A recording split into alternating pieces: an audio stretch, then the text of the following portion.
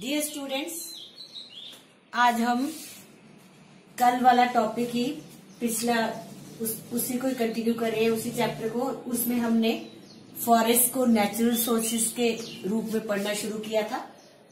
हमने उसमें आपको बताया था कि फॉरेस्ट की क्लासिफिकेशन कैसे होती है, कितने टाइप के फॉरेस्ट हैं और कितना एरिया फॉरेस्ट का एक्सेप्टेड साइंटिफिक नॉर्म्स के अंडर आता है।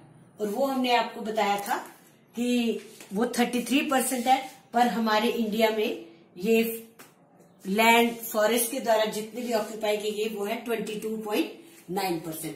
अब हम आज आगे बताएंगे फॉरेस्ट से हमें क्या क्या फायदे हैं, ताकि हमें अगर ये फायदे पता होंगे तो हम ये इसके बारे में हम जागरूक होंगे कि हमें क्यों फॉरेस्ट का एरिया को बढ़ाना चाहिए।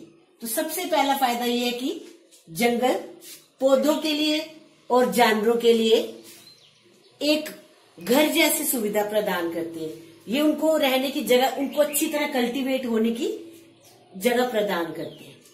दूसरा बेनिफिट जो फॉरेस्ट का है वो ये है कि ये जंगलों के पास रहने वाले जो लोग होते हैं उन्हें ये जीविका का साधन प्रदान करते हैं। इसको हम कह सकते हैं लिवलीहुड टू लोकल ट्राइब्स।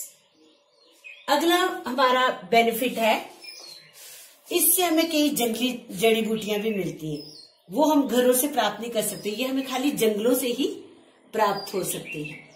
फिर उसके बाद अगर हम नेक्स्ट पॉइंट पर आए तो ये कि जो लोग पास पास रहते हैं जंगलों के पास, उन्हें जलाने के लिए फ्यूल का साधन प्रदान करते हैं, लकड़ी प्रदान करते हैं, बांस जैसे कई पौधे, उससे फॉरेस्ट से मिलने वाले बहुत सारी और अन्य चीजें जैसे हनी हो गया, लाख हो गया, और इस तरह हम कई और चीजें भी इसमें इंक्लूड कर सकते हैं।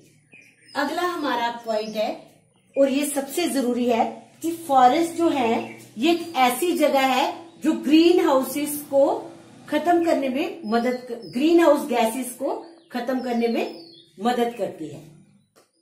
ये हमारे वातावरण को साफ रखने में मदद करती है।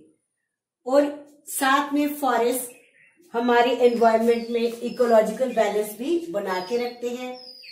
फिर उसके बाद जिन जगहों पर पेड़ पौधों से ज्यादा ढकी हुई जमीन होगी वहां से मिट्टी कम बहेगी। इसका मतलब है कि वहां पर सॉइल इरोजन कम होगी। ये हमारी मिट्टी को बहने से बचाते हैं। और जब इंडिया हमारा जो है, इसमें ये एक ऐसी कंट्री है, इसमें कहीं कहीं तो बहुत ज्यादा फ्लड आते हैं, कहीं पर सूखा पड़ रहा होता है। तो जब फ्लड की कंडीशन होती है तो उस समय अगर जंगल अधिक होंगे तो फ्लड का प्रभाव कम होगा, उससे इतना ज्यादा नुकसान नहीं होगा। और साथ में अगर हमारी लैंड प्लांटेशन से कवर्ड होगी तो उसमें उसमें वाटर को एब्जॉर्ब करने की कैपेसिटी ज्यादा होगी, और उससे अंडरग्राउंड वाटर जो है वो रिचार्ज ठीक रेट पर होगा, और उससे हमें वाटर रिसोर्सेज की कमी नहीं आएगी। फॉरेस्ट का एक और काम है, और वो है ये टेम्परेचर को रेगुलेट करते हैं। ये पृथ्वी को अधिक गर्म नहीं होने देते। और इसका सबसे बड़ा जरूरी और सभी लिविंग बींग्स के लिए जो एक मेन इंपॉर्टेंट फंक्शन है वो क्या है, ये ऑक्सीजन देते हैं। ये हमें जीवन देते हैं, ऑक्सीजन ही हमारे लिए जीवन है, और ये हमें सिर्फ प्लांट्स ही दे सकते हैं, और प्लांट्स सबसे अधिक हमें फॉरेस्ट में मिल सकते हैं। और इस प्रकार ये पॉल्यूशन को भी रोकते हैं।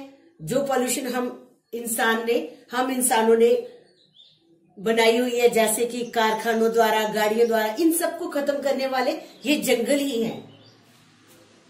फिर बारिश लाने में भी फॉरेस्ट का बहुत बड़ा रोल है। और पेड़ों के जितने भी जंगलों में हिस्से होते हैं, जैसे उनकी गली सड़ी हुई पत्तियां या उनके और भी कोई पार्ट्स, वो सब जब मिट्टी में मिल जाते हैं तो वो हमारी पृथ्वी को क्या प्रदान करते हैं, ह्यूमस। इससे न्यूट्रिएंट्स की कमी जमीन में नहीं होगी और वो एक अच्छी फर्टाइल लैंड मानी जाएगी। उसके बाद हमारा आ गया, कुछ लैंड हमारी तो फॉरेस्ट के पास है, अब कुछ हमारी अब अगले टाइप की कैटेगरी जो है उसको हम कहेंगे land not available for cultivation. कुछ भूमि हमारी आ गई जंगलों के पास, कुछ हमारी आ गई एग्रीकल्चर के पास, लेकिन जो लैंड हमारी कल्टीवेशन के लिए नहीं इंक्लूड होती है वो कितनी है, उसकी अमाउंट कितनी है, 43.56 मिलियन हेक्टेयर। इस लैंड में दो टाइप की जमीन होती है और वो कौन कौन सी है। एक है land put to non agriculture uses, इसकी टोटल अमाउंट कितनी है, 26.51 मिलियन हेक्टेयर जो लैंड है वो हमारी नॉन एग्रीकल्चर यूजेस में यूटिलाइज हो रही है। That is it is used for constructing buildings, railways, roads, land occupied by water bodies like streams, canals, reservoirs, water tanks etcetera.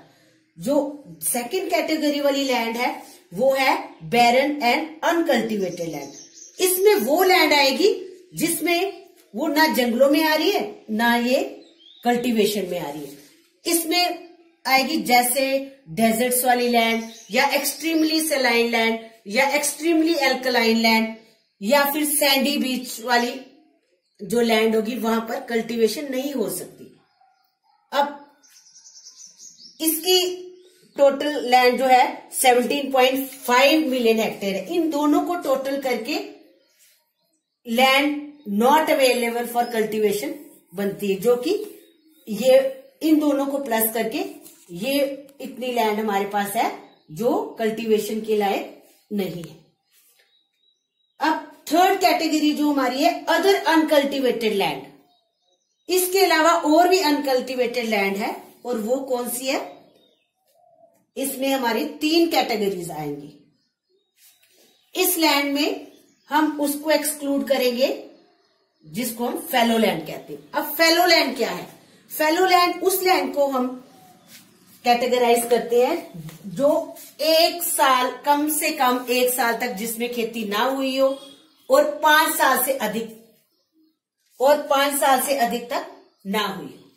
1 साल और 5 साल के पीरियड में जिसमें खेती बाड़ी ना होती हो, एग्रीकल्चर में यूज ना हुई हो वो लैंड, उसको हम फैलो लैंड कहते हैं। अब इसमें अदर अनकल्टिवेटेड लैंड में कौन कौन सी आती है। एक permanent pastures and grazing lands.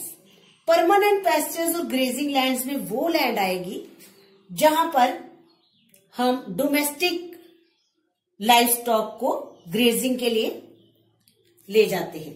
अब यहां पर जिन लैंड्स पर ये पैस्चरिंग और ग्रेजिंग लैंड्स के लिए जो यूटिलाइज होती है उन पर एग्रीकल्चर का इतना बेनिफिट नहीं हो सकता, उनको हम एग्रीकल्चर के लिए यूज नहीं कर सकते। सेकेंड टाइप की जो कैटेगरी है miscellaneous tree crops and groves. कुछ पेड़ पौधे ऐसे होते हैं जो कि हम क्रॉप्स में नहीं उनको ऐसे मतलब खुद नहीं लगाते, जैसे फ्रूट्स के जो बाग होते हैं बहुत बड़े बड़े, वो नहीं इसमें आएंगे। इसमें आएंगे जैसे बैम्बूस के ट्रीज और कुछ ऐसे बड़े बड़े घास के पौधे, इनको हम इंक्लूड इसमें कर सकते हैं। अब थर्ड कैटेगरी जो आ गई वो है कल्चरेबल वेस्टलैंड।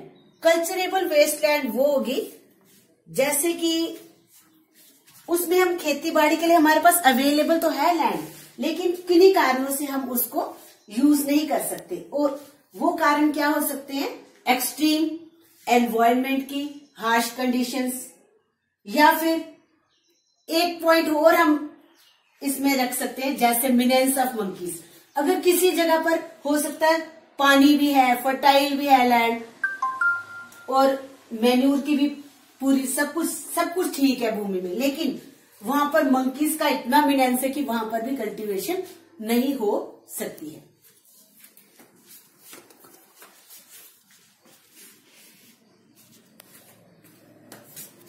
तो अब ये वाली जो 3 टाइप की लैंड आ गई, इसमें जो लास्ट वाली है इसमें हम उन जगहों को भी इंक्लूड कर सकते हैं जैसे रॉक वाले एरियाज होते हैं, वो भी इसमें आएंगे।